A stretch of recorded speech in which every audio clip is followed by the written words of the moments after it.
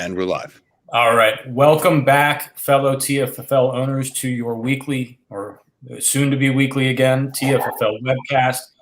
It is indeed the first time in a while. It is Tuesday, July 27th. NFL training camp's opening up today. I think among us here on the panel, palpable enthusiasm to be talking TFFL tonight.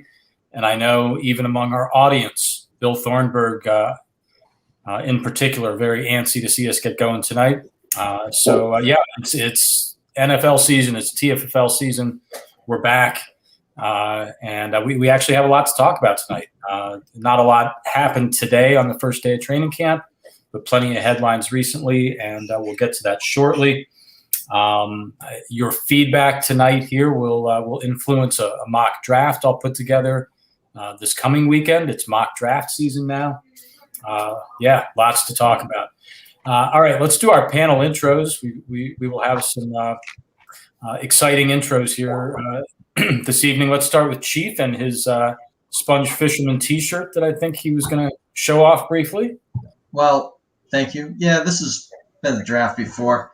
Just going to say, I can't wait for that mock draft where you see who my first pick is in the third round, or wherever that may be. I poured myself a bourbon. I don't remember where it is. I'm going to guess Elijah Craig, but it's been sitting in the decanter for a while. But this is a coincidence part of this, or maybe not if you know me for like more than 15 minutes. Let me know if you can see that. Yep, I remember this shirt. Yes, right. I remember that shirt as well. Yes. Max McGee, may he rest in peace. Yes, may he rest in peace. Thornburg has joined us. Thornburg, shout out. Good to see you. How did my ass look? Okay. Thornburg, it's about time. We've been going for minutes now. Oh, at least 30. All right. Berto, a high command from Jack's Giant Killers. Welcome. Hi, Thick. How's it going? Good to be back. Solving the world's logistics problems in a time of worker and supply shortages. Keep it up. Many issues. Many issues. Our commissioner, welcome back to your second year. Rich, king and ruler of the lizards. How are you? I'm swell. Thank you very much, Stick. Pleasure to be with everyone. Looking forward to the second season. I think we had a raging success in the first, so through COVID and all, hopefully it gets a little easier on us with the COVID in this next year. And I'm drinking a little Widow Jane. So cheers to you, Chief, with your Elijah Craig, which is a fine choice as well. Rock on.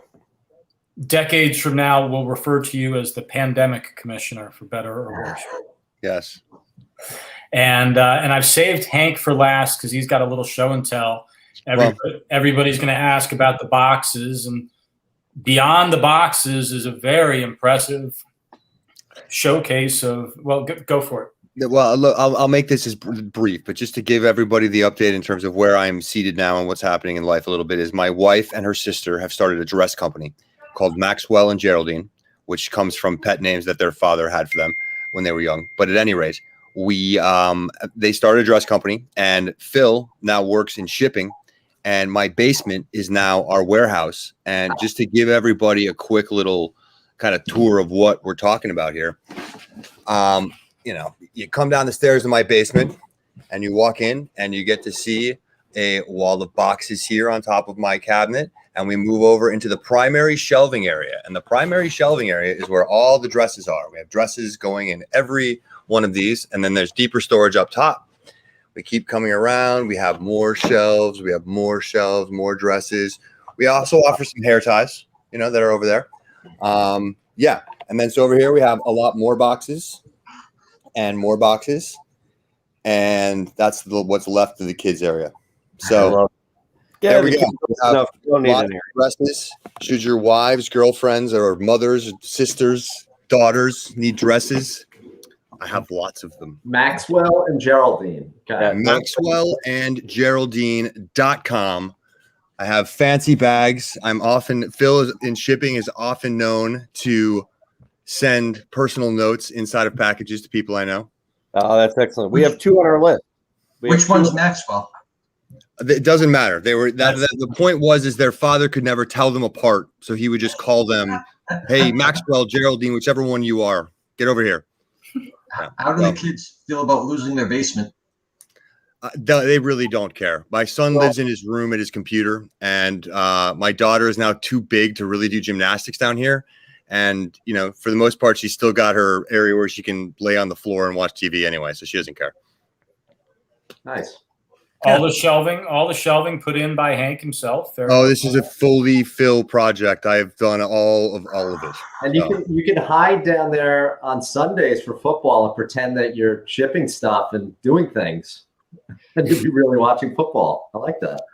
The coincidence of the TV being right behind me and kind of having this space is not lost on anyone. So nice work. I'm spending a lot more time in my basement these days. And one feature is I also have my own quick, access to the outdoors right here, right there behind that wall. Key. Very important. I can step outside for several conversations with my friend Doug as needed. Union break. Union break. They're required. I mean, I'm working. Union break. This is a union shop, and so yeah. Do Maxwell and Geraldine employees have to subject themselves to drug testing? No, God, no. And no, we'd all fail. Even Beth would fail, I think. So, yeah, there you go. All right. So TFFL trivia this year being brought to us by Chief. All right. I'm very excited for whatever question you've got. Go for it. I am too. This is a good one. I hope you'll like it. I also hope it hasn't been done before. However, we are rapidly approaching the TFFL draft, which means I got to get moving on some kind of research. Nonetheless, looking at the last 10 years of a TFFL draft, so we're talking 2011 to 2020, okay? I want you to tell me which TFFL franchise has had the most, meaning has executed the most first-round draft picks in those 10 years, and also the least. Now, here we go. There are 3 teams that are actually tied for the most. So I'll give you 1 point for each one of those you come up with. One team is all by its lonesome in last, seeing how that's much harder than throwing up a division and hoping you get one right. I'll give you 2 points if you get the one with the least amount of first-round picks. So a total of 5 points to be won tonight. I'll be very impressed if anybody gets 5, but nonetheless, there are 5 available. Clear enough? Okay. Yeah, I believe so. To just make sure I'm clear, 3 teams tied for the most draft picks, and there's first-round draft picks. Most first-round draft picks, and then the second part of the question is the least amount of first-round draft picks. The least amount the last 10 drafts. And there are 2 teams that are the least. No, it's just 1. Then why you one team is worth 2 points. Oh, got 3 it. points, right? No, 2 points. 2 points for the one team and 1 point each for the 3 teams. Listen. Yeah, we're relying on Hank's memory, and you guys just aren't paying attention. This is. I think I have it. Take it away, Stick. All right. I'll be chewing on that. That's a good one. All right. I'm going to pass it right off then to our commissioner. Things are heating up, getting busy. We got draft weekend coming up. Berto, we're going to owe you some money. We're going to owe Nick our dues in a matter of days. Rich, do we have a keeper? Tell us everything we need to know. Yeah, right on. So I think this is a refresh. I think we covered some of this previously. I think you basically hit most of the points. But the first and most important item to cover, you'll see I sent an email around just before the webcast, 1, inviting you all to watch the webcast, and 2, to respond back to me and validate that you are indeed attending or not attending the draft. I've gotten some indication from some people who send travel plans or let everybody know their plans, but I need an official count so that to your point, Stick, what you just mentioned, and Berto dealing with the finances, we can plan accordingly and make sure that we have an accurate number so Berto can divvy things up, send out what everyone owes him, and we can get him payment quickly so that he's not left holding the bag. Sound good? Awesome. Yes. That's first and foremost. Do we have a house? Are we booked? Are we good? We are booked. We have a house. It's paid for, and we are going. We are I'm going. in. Yeah. We are in, and we are going. I'm in. You know, you got your vaccine. Yeah. Go. Let's go. If you don't have your vaccine, get your get vaccine and go. Okay. Yes, go get it. Let's We'll not get have back that to discussion, please. No, Yeah, we're right. not, I don't think. I honestly don't think we need to in this group. I think we don't. Right. Hey, look, I respect everyone's right to choose, but in our case, with everyone should be vaccinated who's going to be in that house hanging out with us. So next item, that is September 9th is the weekend. Just in case you want to make sure you put it in your brain, put in your out of office now. Mine is already blocked for the Thursday, the Friday, and the Monday. I have it all blocked out. Granted, I may end up having a call or two, but nonetheless, nobody's putting anything on my calendar. Get your calendar blocked. Get your travel plans and gear, and get your ass to Myrtle Beach, and we're going to have a kick-ass draft. I'll bet $100 right now that Berkman has at least one conference call that he has to have while we're there. Guaranteed. We should put a wager on that. What are the odds on that one? There's odds. It's really almost guaranteed. Pulled that off last year. Yeah, well, yeah. I think I did some sort of strange call the last 2 years in a row. I say you have good odds. Yes. All right. The other key bit is the keeper deadline. I didn't have that necessarily handy in my head, but I'm guessing we had that usually done a week before the draft. Is that right? Yes. And so that would end up being the 3rd. I'll work out and I'll send around the actual communication, but it'll probably be the day after. It's right. We usually do actually 24 hours after the last day of training camp, right? Or whenever NFL cuts are. When the last NFL cuts are after that. So it'll be 24. We'll give it 24 hours, 24 to 48 hours. I'll make a call, send that around when I figure out that date. If somebody figures that out while we're talking, let me know and we'll report it. Outside of that, the extra week options that we've all been discussing and Stick brought back into the discussion, we had plans to deal with that and nail it before the 13th of August. There's been a lot of talk and individual talks around. Thornburg has done a great job collecting and synthesizing some of those options. He'll put out a preliminary on it to make sure we're not missing anything in it that's, and let's try to keep the obscure shit out of there, but, relatively straightforward options that we have. And then we're going to take it for a vote. I think we need to do something with it. And I would like to make a call whether we decide to ignore it, what we're going to do it that week. There's 5 or 6 different good options that I've seen out there. And so we're going to put those out for a little debate. And then we'll have this nailed by the 13th of August and we'll all move on. Sound good? Yeah. Great. All right. I think that's all I got today, Stick. I think the rest of that, get your draft prep going. Can't wait for the mock drafts. Get your bourbon on and let's have some fun, baby. Enjoy training camp. So we are not going to get into the debate about week 14 or the 17-week season or however you want to frame it. I just want to make sure I'm clear on this. We're gonna vote on those 5 or 6 options, or yes, we're gonna probably have a discussion and debate. We may end up narrowing it down and say, no, that one's garbage or whatever. Nobody's gonna vote for that. Those are 3 serious contenders, and then we'll put that out. Okay. Actually, I don't think that's something we should leave up to Commissioner Edict. Well, no, I was gonna say if you guys, can't get your act together, then I'll make a call and we'll call it a day. All right, good. I mean, to Chief's point, I am a very democratic person, so I'd like to put it out there and get everyone's input. If I need to make a call, I'll make the call. But again, to Chief's point, we all play by the same rules. We can all have the same advantages, disadvantages, prepare for things in the same amount of time. Let's just know what we're dealing with. If rules are going to change, let's make that clear, so I can move Jason Sanders up and down my list appropriately. Well said. There you go. All right. Good. You got a good handle on things. Get your dues into Nick over the next couple weeks. He'll start nagging us about that soon enough, I think. Yeah, Nick and I chatted about that sometime in the last month or so. So he'll get that out to everyone shortly. All right. Okay. Let's get into our roundtable conversation here. We got actually lots to talk about, lots ahead, I think, as training camps have just opened up. But let's start with the most timely one, and I think we can dismiss with this one pretty quickly. Chief, you got to be a happy man today. Aaron Rodgers shows up in Packers training camp. No questions going forward. He's going to play this season and presumably put up big numbers once again. Pretty cool, huh?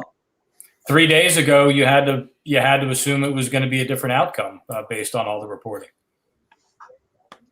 I don't know. I don't know if I actually thought he was going to retire or hold up the year. And if so, what I'm going to do. And let me tell you something. I've been really.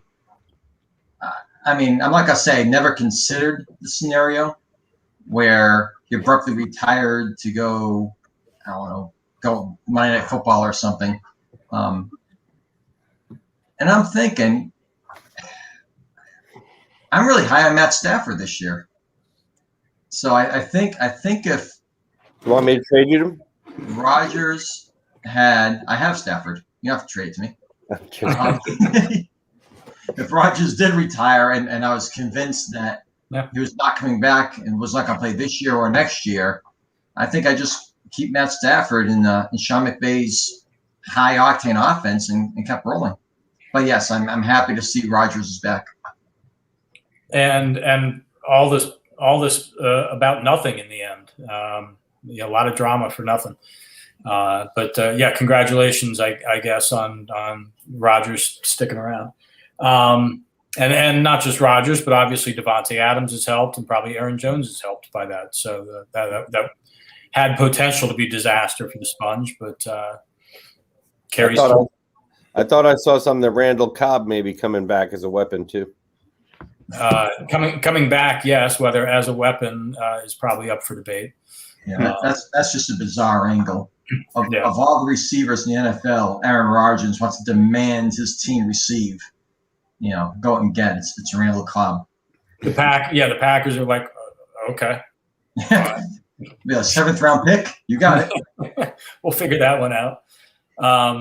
All right. The other quarterback news, Phil and I have been talking a fair amount the last few days. Deshaun Watson has been kind of back in the news the last few days. He too showed up for the start of training camp today, presumably just to avoid the mandatory fines. There was some speculation that the NFL not putting him on the exempt list was a sign he would be playing this year. As I keep telling Phil, my interpretation is he is not going to play this year. He's not going to play in Houston. He doesn't want to play in Houston. They may want to trade him, but nobody's going to trade for him until his legal status is cleared up.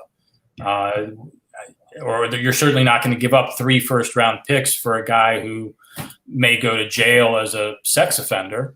So I kind of think, you're not keeping him, Phil. I hate to say, I just don't see great odds that he's going to play this year. I have nothing to add to that. It sucks. I would love some definitive direction. I would love for the NFL to say you're out, or Houston to say you're out, whatever. I love definitive action. If we don't have that and I have to make a decision on it, I don't think there's any way I can keep him not knowing that he's at least going to have a chance to play. I don't know. What do you guys think? It's about a week ago, right? I came back from vacation and started to get my mind going to football. And I shit you not, I asked myself, what was the deal with Deshaun Watson again? It's been so quiet on that front. I actually forgot what his legal troubles were. He's got lots of them. 22 cases. And 30 seconds later, I remembered. But I think Stick hit it. He can be traded, but this we're not gonna trade him for less than, I think, 3 1s and a 3 was what I heard. They want a lot. Glue. There's not a player in the league who's worth 3 1s and a 3. Maybe Peyton Manning is prime. I don't know. Jim Brown. But so, yeah, assuming they come off that, I think he can play this year. But again, if they want to trade him for like a first and another conditional first, and a team like Philadelphia says, yeah, we'll pay that, and then maybe you can salvage the year. But otherwise, I think you're right. Otherwise, barring that lowering of trade demand and some clarity, yeah, it's a lost season, and maybe not the last one for him. Like Ray Rice, and I thought of another guy today too, who was more recent than that. Brought down Antonio Brown, and there's somebody else, a third guy. Anyway, it sucks. It happens every few years, and as fantasy owners, it's like, what is wrong with you? Stop being a douchebag. Well, stay available for me. Kareem Hunt went out, and then That he was came the one. back. Yeah, that's probably who you were thinking of. Phil, I have no idea what to expect. I kind of get a backup, but it's that's just a train wreck. Unfortunately, it is. But really, what's on my mind is wondering where Aaron Rodgers is going to, and he's the one who took the air out of everything for every other news thing during the thing, and I think that's your answer, Stick. It's media, it's eyeballs, he just took the air out of every other story. He wanted to keep people waiting and be the story because he didn't win the Super Bowl. So classic Aaron Rodgers. Classic Aaron Rodgers. And so, but I wonder where he's going to play in 2022. Yep. Denver is going to have a different quarterback in 2022. Carolina, I think, has invested a little too much in Sam Darnold to probably move on, unless Darnold is an absolute disaster this year, which is a possibility. Same thing in Miami. That's the story in a lot of these cities is, Philadelphia's got Jalen Hurts. Miami's got Tua. They're probably going to give those guys a shot this year. If they blow up, then they're in the market. How about Washington? Ryan Fitzpatrick is keeping the seat warm, and then maybe Washington should not be trading for a guy with sexual harassment allegations against them. Don't sleep on. I was talking about Rodgers next year. That's very possible. Yeah. For Washington. I think Berkman's got something with the Patriots too. The Patriots don't have a quarterback. Yeah. They have Mac Jones. They just drafted a guy. But if they could put Aaron Rodgers instead of Mac Jones and let him sit behind him for a few years, I think they would be all in. I can't see him coexisting with Belichick. I can't either. They're so opposite guys. I think the answer is really staring us in the face right here. That the team Aaron Rodgers is going to play for in 2022 is a team that signs Randall Cobb. Well, the Packers just signed Randall Cobb, didn't they? Not yet. They were trading for him or something. They were trying. But he's got 1 year left on his contract. He expects trade back to Packers. That's what he's saying. All right. So the other big news of the last week or two, injury news: Cam Akers, Achilles injury. That sucks. Out for the season. We've actually talked about Achilles injuries on this webcast in the past, and you can go read some similar commentary that came out after Akers got injured. That's a devastating injury for an NFL running back. So let's talk about this for a second. So the Dirt Devils lose, really their stud, their number one guy. My gut instinct was to say, who are they plugging in on their keeper list? And I very quickly realized I think they probably end up keeping Cam Akers. Do they not? Oh, yeah. I think so. Any debate on that? Yeah, I think so. I don't know. I mean, sure, Cam Akers is a nice talent, but you're basically going to keep a guy all year. Sure, you can dump him on IR if you need an IR pick, but whatever. And then you're going to have to keep him again to ever get any value out of him. So you're going to keep him twice before he ever plays a game for you again. And coming off an Achilles, that's a big haul. I don't know. I was taking the other end. I think there is a debate to have about that. Yeah. Oh, sorry. Yes, I agree with Chief. Then we should debate that because I don't think you keep him. I don't know what your keeperless form projection looks like, Stick. Mhm. I haven't updated mine this year, so mine's kind of I have Philip Lindsay on mine, frankly. But I think a guy like Henry Ruggs or Jamal Williams Ruggs is who I had. might merit a keeper slot. Because listen, unless you're Adrian Peterson, LaDainian Tomlinson, really like a Hall of Fame caliber running back, you're basically allowed one major injury. You're never going to get that back. You're going to have, 8, 10 guys coming out of college next year who are going to be as good as you are, 2 years younger with a clean injury history. You're just not going to be thrust back into that starting role probably ever. I think it's probably done as a starting NFL running back. Well, Darrell Henderson, I think is actually a very talented running back, is going to get the chance this year. And he actually did well last year when he was given the opportunity. If he does that again this year, yeah, Chief is absolutely right. Even if the Rams don't draft anybody else, they already have a guy there who may have staked a claim to that number one job by 2022. Akers is probably at best coming back to a timeshare of some sort in 2022. Yeah. You know who he is? He's Deontay Foreman. That's now Cam Akers or Kenneth Dixon or one of those guys. Looks so great their rookie year, had an unfortunate injury, and they're Robert done. Edwards. Robert Edwards. Yeah, Robert Edwards. That's a good one.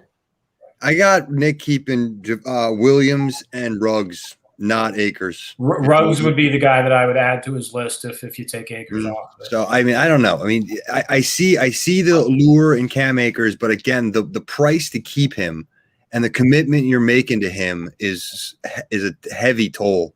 I don't think you should do that for a dead keeper spot for 2 years before you see anything. Yeah.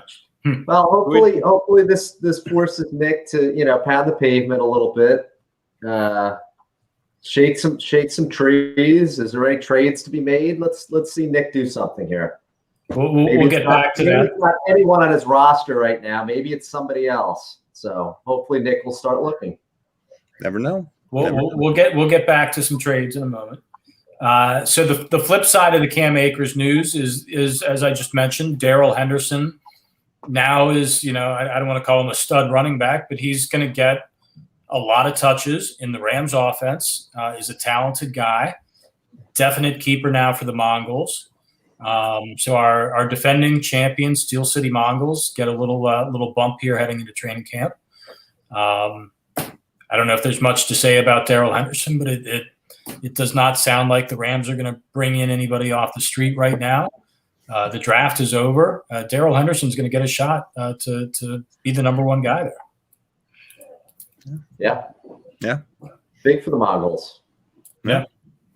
All right, let's talk trades real quick. Phil and I were going through some keeper lists the other day, and I think there are three franchises that have excess talent, but I think two players in particular that jumped out. Chris Carson. Mm-hmm. I think the Giant Killers, we all know, have one more keeper than they're allowed. It's going to mean Joe Burrow gets left off, which isn't going to happen, or Darren Waller gets left off, which I'm assured by Burrow isn't going to happen, or he's going to trade one of those running backs. And Chris Carson, to me, looks like the guy that might fit great on say, the Dirt Devils. The other player on the Sponge Fishermen. Now that Aaron Rodgers has showed up, the Sponge have one more really high-quality keeper than they're allowed. And I think Adam Thielen is the player we would expect to see traded away. The interesting thing is the Beavers just made a trade, not for Adam Thielen, but for Laviska Shenault. So they're probably out of the market, perhaps, I think, for another trade. What kind of talks are you two having, and how confident are you feeling that you're going to be able to get something of value for that eighth very quality keeper-worthy player you got? Get a few talks going. I think the eighth guy, whoever that is, that I'll trade, there's going to be value, and whether that's DJ Moore or Carson or Waller. I think there's value with all those guys, or Burrow maybe. Somebody's interested. So there's a lot of possibilities there. I see Kramer as having an open spot on his roster potentially, and maybe I can see another Hoboken backroom deal of some kind happening with some shuffling. The deals with the Sens, we hashed that out over many texts and in-person conversations over 18 holes of golf, and it takes a long time. Whereas the Chenault deal with the Beavers was 2 texts, which was great. But the Sens always take a little bit longer. So yeah, it's because I would blame him. Berto, even for you, it's easy to make a quick trade when all of a sudden you're getting value for a guy you were throwing back anyway. Anything. Right. You gave me a what? You gave me a 3rd round pick? Great. Done. Right now. Done. No, that was nice. So I would like to tell Thornburg that was a really dumb trade at this juncture of the season. Even if he's a guy you're targeting, why do that now? I mean, you're afraid that he's going to bust out so big and that every fantasy expert's going to talk him up so much that you're going to, run up the value. We're talking about Laviscus Chenault. What? Whatever. It's Thornburg. He sees a sparkle in his eye, Phil. He's happy. He's happy with the receiving core of, Bill did pull this on me once before, though. Oh my God, what the hell is the Denver receiver name? Demarius, yes. And I regretted, basically the same type of deal, probably in August, beginning of August or July type deal, and I gave him Demarius for nothing, and Demarius turned into Demarius. So, who knows? The Viscous Chenault is sure to have a monster season. Get ready. To Bill's credit, maybe maybe that'll happen, and I'll be kicking myself. Although this guy wasn't, in the top 9 or 10 to be kept, but so who knows? Maybe I think that's what I meant is that even if Thornburg, anybody, if you like the Viscous Chenault or whatever, to make the move now when you can look at Berto's keeper list and know very quickly that guy's not getting kept. He could have picked him up for an 8th, or anything, the week before keeper cuts. So I don't know. I just overpaid. We'll see. Berto, I presume this was a lot like the Tony Pollard conversation. Yes. What? Yeah, sure. Yeah. You're going to give me what? In the middle of the night to go to the bathroom and hit accept as fast as I could and went back to sleep. Yeah. Before he can change his mind. Chief, were you going to say anything? How are your trade conversations going? Yeah, I've had conversations with 4 or 5 owners. Not very much in depth. Usually of the what do you want for X receiver variety, which I haven't really thought about TFFL too much, to be honest with you, before this week. I've got owners I need to get back to, but I'm really in no hurry to trade. I don't feel any pressure to trade. There's going to be an injury. Might be to one of my guys, right? Yep. Certainly, if not one of my guys, one of the other guys. I don't feel the need right now to give you a 5th for Julio Jones. I don't feel a need to kind of accept that trade right now. Maybe the day before the draft. Probably not. I will say, I would probably make that trade. It's pretty funny because Tony Pollard and Laviscus Chenault both, like you, Stick. I have my projected keeper list and like wild cards, those 8 to 9, 10 guys, and I don't think Chenault definitely didn't make that list. Right. I think he's probably Burrow's like 5th or 6th best receiver. Maybe lower if you count Waller. And I didn't have Pollard on that list either. So you never know. People evaluate and listen. Bill watches more college ball than anybody. Yep. Trevor Lawrence. I always call him Johnny Lawrence. Trevor Lawrence coming in there. A little too much Cobra Kai. Yeah, Exactly. he could be Johnny Lawrence. I think he's going to be known as Johnny Lawrence. Who is the most hyped QB prospect I since forget the haircut. probably Luck. Since Luck, yeah, definitely since Andrew Luck. So, yeah, I can see that if he really believes it's gone. But like Phil said, it seemed like an overpayment. And I think it would. There was no need to make any move now, really. Yes. You know, you can see who else shakes loose or what people don't go with. But whatever. Bill is going to stand by his evaluations. He's going to stand by. He's got a long, cluttered history of bad draft picks and bad trades. Probably good ones too, but nobody remembers the good ones. He probably does. Everybody else remembers the disasters. I was looking at the draft again today in preparation for the trivia question, right? And he had the Matt Jones, Joyke Bell, Devontae Parker first round trifecta. We always remember things like that. I'm sure he's made some good deals also. Bill does, as somebody noted, Bill does watch a lot of college football. I tend to think he does have a good track record with young receivers. I do remember Allen Robinson was a person we all thought he was reaching for, I think, in the second round as a rookie, who obviously has proven out. So we talked about the two teams that I think have some excess talent. You could throw the Hams in there. They have a ton of excess talent, but it's kind of a lot of borderline keeper worthy guys. The two teams Phil and I identified as perhaps most in need of filling a spot, other than perhaps the Dirt Devils, are both teams with a Miami receiver as their number 7 keeper right now. The Senators, are they really going to keep Will Fuller as their 7th guy? Or are they going to make a trade with the Giant Killers? The Amsterdam Packers, are they really going to keep Devontae Parker as their 7th keeper? Or maybe are they the Adam Thielen destination? So keep an eye. And then Chief is right. There's going to be an injury or 2 or 3, and other slots will open up. But that's the landscape right now. Like you just mentioned Trevor Lawrence. Let's go there. Let's talk about our draft, the TFFL draft coming up. To me, this is let's state it. I think this is a historically good draft. We're a running back friendly league, so you can start by saying we got 3 very good running backs to draft, and then you have a historically good tight end.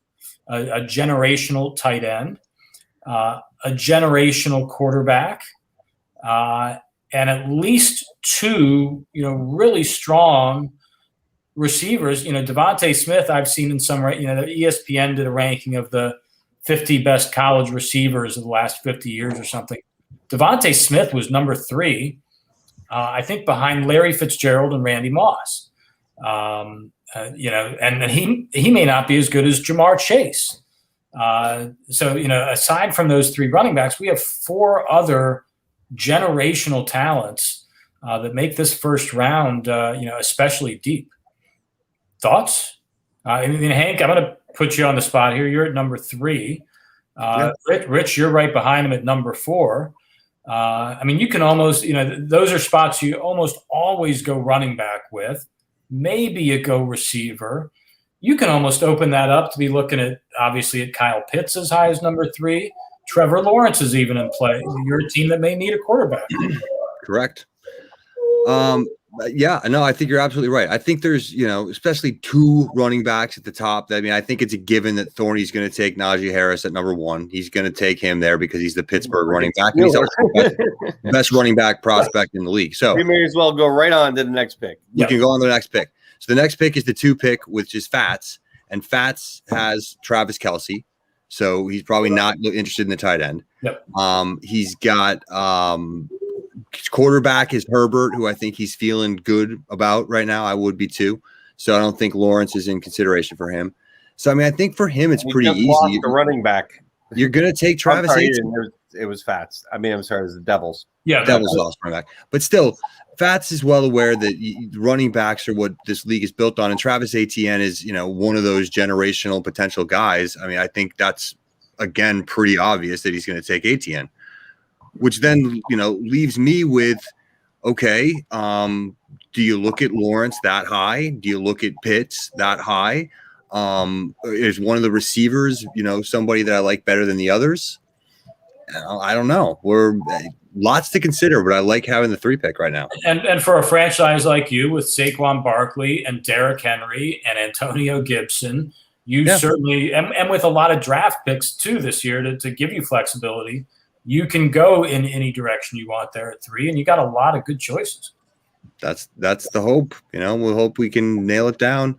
I mean, I feel like I had a good draft last year. I picked up some good players that are gonna, be with me, and Jefferson and Gibson are, 2 good guys, and I'd like to see about fixing the quarterback issue, but also there's a lot of talent going to be there at 3. And if all of a sudden Fats, decides he loves Jamar Chase and takes him, if I think if you left Travis Etienne sitting there at 3, I don't think I could pass on that. But we'll see. Be interesting. Rich, as I noted, I mean, you've got some injury news to deal with as well. Michael Thomas probably missing a couple games to start the season. So I think you at number 4 too, wide open. Certainly those receivers really start to come into play there, I think. Yeah, I don't think you're mistaken there. I feel, just like you were talking about there, I mean, Phil only gets to take one of those guys, right? So that leaves me a plethora of really great options. So our team is going to end up with one of these generational players, whether it's Pitts, one of the receivers. I don't think Etienne. I don't think of Etienne the same way Phil does right now, meaning in terms of his talent. In comparison to other top running backs we've had in the top 2 or 3 sort of, draft picks. He's DeAndre Swift again, I think. Yeah, I don't see him as a generational talent. He might be one of a good, but not a Jamar Chase, not a Najee. There's a drop there, running back. And then Javonte, the guy who's on Denver, is there too as an option if I really want to go for a running back there. Mm-hmm. I honestly have not gone into depth of thought of which one is going to serve me best. I've read up on all of them, and I really don't think I can make a bad decision there, in all honesty. I mean, if I grab Pitts, I get the benefit of filling, if Mike Davis doesn't work out amazingly, maybe Pitts fills that spot. He's also a great person to pop in for Michael Thomas if he's not playing the first 2 weeks of the year, right? So that's a really nice option for me, as well as having, a solid additional running back. But I also think that you just brought up there's 2 receivers there in particular that if they fell there, it would be hard to pass one of those 2 to fill Michael Thomas. I mean, Devonta Smith or Jamar Chase is a plug-in for Michael Thomas. Yeah. I mean, that's exactly. I feel like things are a little more end of July here. It's a little more muddled. Maybe not. Maybe I'm not remembering this correctly, but I feel like there's usually a little bit more of a pecking order, at least for the first 3 picks in a sense. And it's not this year. Anything can happen from 2 to 7. I agree. Picks. And it's who's going to pop. When we see any of these guys on the field in the preseason and just, seeing Pitts on the field and, have a dynamite couple catches and a touchdown and playing minimally in the preseason, so that could move the needle or, there's so much that could come out, but I just feel like we kind of know more, and it's typically running backs, right? 1, 2, 3. Yeah. In the beginning, at this point, even before the preseason, we have a better sense of it than we do this year. I feel like it's more wide open this year, but I do agree the talent is really impressive, and I look at it, and whoever I get at my pick, I get, and you make your team better. Yeah, I'm not really too concerned about it because I like all the guys that are going to be there. So. Yeah, Berto, you're at number 6. The Aliens are at number 7. So you and I are kind of at the end of that run of those, I think, 7 top-tier guys. Right. Maybe you put Jalen Waddle in that mix as well. Maybe somebody like Troy Sermon or Michael Carter emerges as a higher-profile running back talent. So maybe it goes 8, 9 guys deep. But yeah, I think sitting there at 6 and 7. Yeah, Devontae Smith falls due at 6 is kind of the way it might look right now. Perfect. Yeah. Trevor Lawrence falls to number 7. The Aliens need a quarterback. Javonte Williams falls all the way down to 7 because of all these generational talents going above him. Great, I'll take him and transition from Melvin Gordon to Javonte. I don't. Yeah. To your point, I don't. At number 7, you don't get a chance to go get one of those top running backs because usually the top 3 running backs go 1, 2, 3. Right. But I think Pitts and I think these receivers and maybe Trevor Lawrence all go earlier and push a running back down. Perhaps we'll see. Awesome. But I also I made this point recently. Nick losing Cam Akers probably heightens the need for Nick to be going running back at number 5. And so if somebody like Javonte Williams falls, or who knows, Williams could go number 2. Etienne, well, it sounds like Hank may take him at 3. But he could perhaps fall to 5 in the same way. Again, DeAndre Swift fell to that range last year. Very well. To your point, Berto's point, you might see in preseason, Williams in Denver is getting a bunch of the carries or he pops up and Etienne sharing time with, Robinson and somebody up there might say, I'd rather have the guy getting more snaps. Mm-hmm. That's what scared people away from DeAndre Swift a little bit last year was, oh my God, the Lions signed Adrian Peterson. And so he probably dropped a couple spots on that news. If that's the way you view, James Robinson's a good running back. He's a very good running back. Etienne is not going to come in and run for 1,000 yards, I don't think. And so does he really merit being number 2 or even number 3? But lots of talent available. Chief, I'm sorry you're not partaking in that talent until much later in the draft. Any early observations in terms of those top players?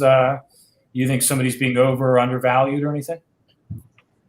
I will say I think I alluded to it if I didn't outright say it last time we did this. If I was saying number 2, I would take Jamar Chase, no doubt about it. That is my one and only observation.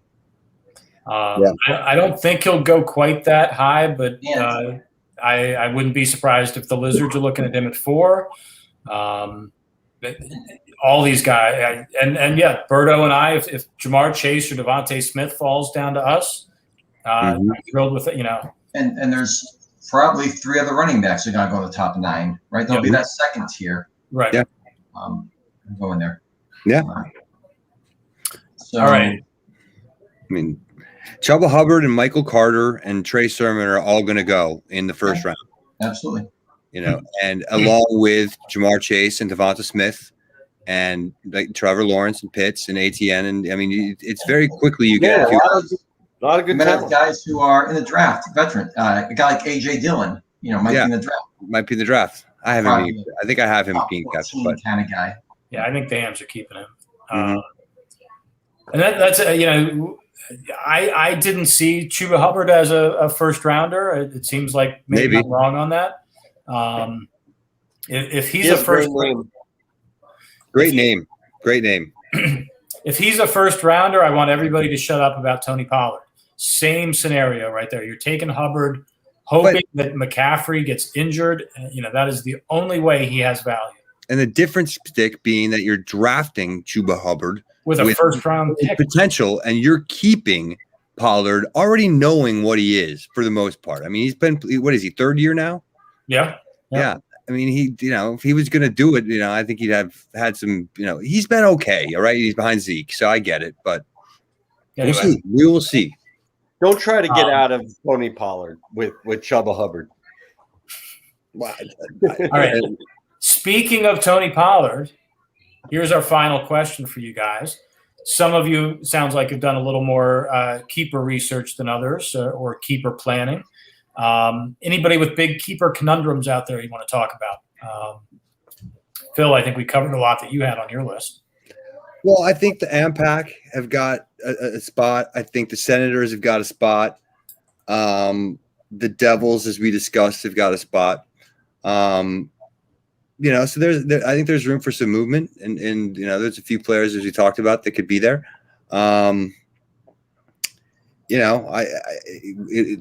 There will be some decisions to be made, and some movement. But I guess again, that's why I go back to the Chenault thing, saying that's really the first domino to fall. Okay. I don't know where that leads to. I think that might be a domino that falls all by itself. Who do you have as your 7 Hams keepers? I have Patrick Mahomes, Ronald Jones, A.J. Dillon, Gaskin, Johnson, and Lamb. I bet you if we all listed our 7 Hams keepers, we would not have 5 people. No 2 people would have the same 7. I think I would have a different 1 or 2 there. We chatted about that last time, didn't we? Yeah, and maybe so, but the Hams have got decisions to make, and they are probably a team that, if you're the AMPAC, shocking, we might probably have a brother trade at some point before the draft. Maybe with some unreasonable, draft pick swappage, whatever. We should expect that every year. The Senators and the Birdos will make some, trade that will enable the Senators to come up with a 7th keeper. And Burrow to get more draft picks for non-keepers. But yes, sounds great. Let me tell you who I'm really liking is the Mongols.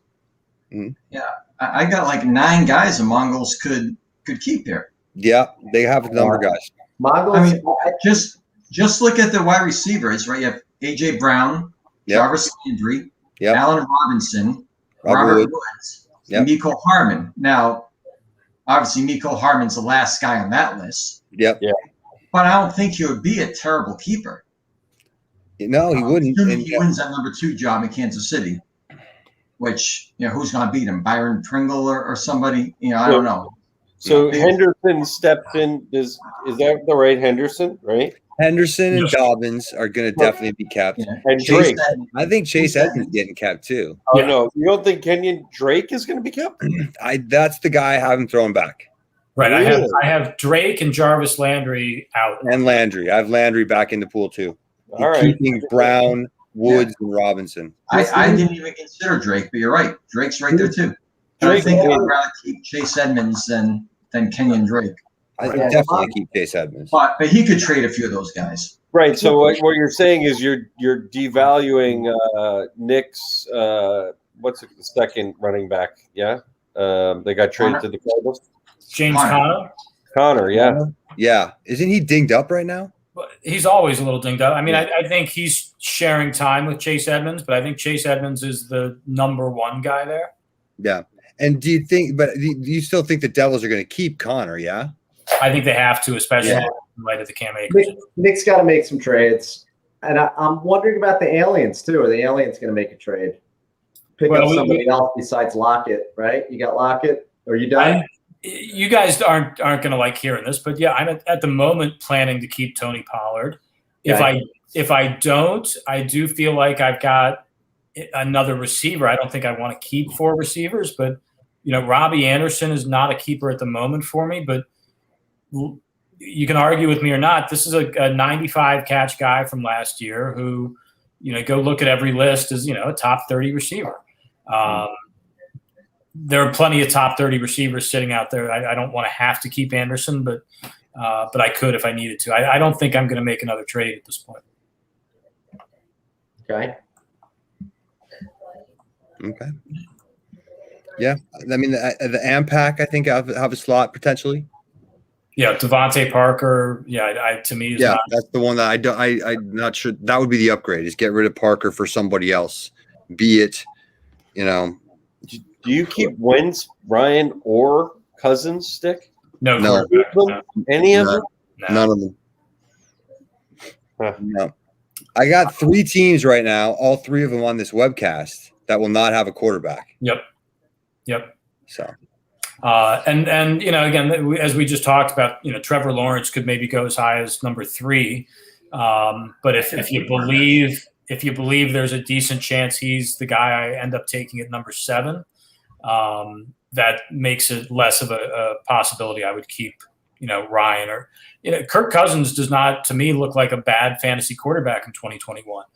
He wasn't a bad fantasy quarterback last year. So why not keep one of those guys over Pollard? To me, that makes so much more sense. Even if you don't get a quarterback. Because I can go get 10 of those quarterbacks in the draft. I can in the 12th round. There are Cousins isn't that good. You could trade for Tom Brady. You just said it. Cousins ain't that good. If he ain't worth keeping, he ain't that good. But that's what I'm saying. I don't think Cousins or Ryan. I just don't think they're that good. I think Tony Pollard has the potential to be a difference-making running back if Zeke Elliott gets injured. It's a roll of the dice. Somebody's going to make the same roll of dice on Chuba Hubbard in the first round. I think somebody should be trading for Tom Brady, like the Wheels, maybe. The Wheels are not going to be acquiring another player before the draft. I don't think. I got plenty of guys I'm wanting to keep. And the Wheels, I got a boatload of draft picks, and as Stick said, there's 5 or 8 quarterbacks in the draft that I will be just fine rolling out as compared to whatever tripe you're going to throw at. So Tom Brady, Super Bowl. Brady will be fine to draft. He'll look very nice in the draft at the top of the 3rd round. All right, let's see if we can wrap up in about an hour here. We got a few minutes to go. Chief, give us a bunch of trivia answers. Yeah. Well, yeah, you guys all you're all written down. I did get my answers written down right here. I better write these down. I'm gonna jot these down here. Hold on. Stick's not used to writing things down. No, I've scribbled them. Giving the questions. Look, I think it's fascinating. We all put killers with the least. Hey, what do you got? I got Sens, Beavers, Hams. We all got the Sens. I got you. I'm getting Beavers, Sens, Ampac. I got Beavers, Sens, Hams. I got Senators, Hams, Ampac. All right, so we both overlap 2, and everybody overlaps 2, except Stick is the only one that has Sponge as the least. And all right, let's hear it. Who you 3 Stick for the most? Senators, Beavers, and Ampac. Beavers, Ampac, and Sponge for the least. Yep. And Berto, what do you got there? Beavers, Senators, Ampac. Basically the same as Stick there. But the killers, yeah. Okay. Here are your answers. And you know what we did? You guys did pretty good with this. You got a few. No. You got a couple points for a few of you. A 3-way tie with 13 first-round picks in the last 10 years. And, we talked about the Beavers, that 3 in a row one year. Yep. And I think the Hams last year, the year before, had 3. And actually, Bill weighed in with a guess. He guessed himself. And I actually went back to check because you would think, yeah, he must, because he had those 3 in one draft. That's what I was remembering, those 3. Your 3 tied with 13 are the Senators, Okay. the Ampac, Okay. and the K-Wheels. Oh, Really? Wow. It was almost funny because Listen. I was gonna guess the K-Wheels. Damn it. I had the K-Wheels written down on an earlier version. I'll show you right here. This is my first version right there. Nice. The least, with 7, is the Aliens. Wow. Everybody else has between 8 and 11. Right. wow. I got All right. 2 points out of I that. got 2 I got points. the Senators and the Ampac right. And You got one. It's I only funny. got 1. I got the Senators right. That little cross out right before the Sens started with a K-Wheels. I crossed it out. Yep. I didn't have guts on myself either. 2 for Stick and 2 for Berto, right? Yeah. 2 for everybody except Hank. Hank gets 1. Hank gets 1. That brings the season standings after 2 of these. Hank maintains his lead with 5. Berto and Bork tied with 3 for second. Stick with 2 in fourth, and the guest has 0. There you go. I'm We'll get a shocked guest that eventually. Really great question. I want it noted this, at least as we round the corner into August here, that at least for now, Hank is leading trivia. This is a very rare occurrence. I want to Nice celebrate. work. Cheers. Dick, where did you think you were on the list?